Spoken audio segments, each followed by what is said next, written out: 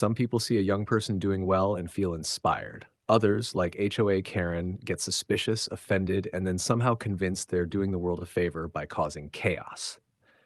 Let me tell you how a harmless drive in my Rolls-Royce Wraith turned into an arrest for her. I'm Zachary Miles, 21 years old, self-made, and yes, I own a Rolls-Royce. I got into crypto at 17, rode the wave, cashed out smart, and now I run a successful design firm from my laptop. Not flashy, not loud, just careful planning and long nights. I recently moved into a gated neighborhood in Scottsdale, Arizona. Clean, quiet, and way too expensive for most 21-year-olds.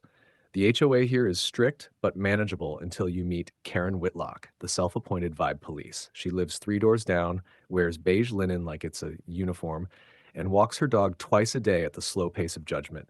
She's always peering into yards, scribbling notes, and chatting with the board about whose grass is aggressively green.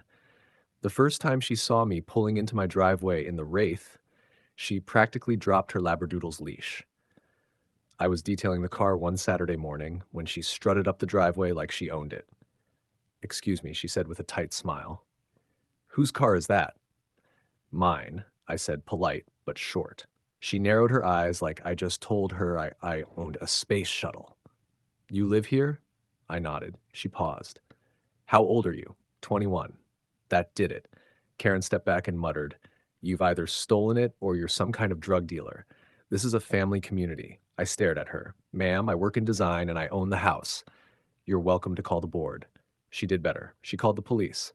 10 minutes later, I'm inside grabbing a protein shake when I see two squad cars roll up.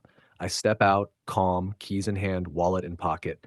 Karen's standing on the sidewalk, arms crossed, whispering to the officer like she's reporting a cartel leader. "Good morning, officers," I say, handing over my ID and registration before they even ask. "I live here. That's my car paid in full. They run my license. Everything's clean." Then one officer turns to Karen and says, "Ma'am, can we speak with you about the report you made?"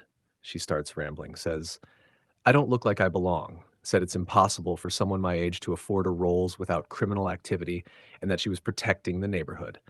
That's when Officer Daniels calmly informs her that false police reports are illegal, especially ones based on racial profiling and zero evidence. Her face drains.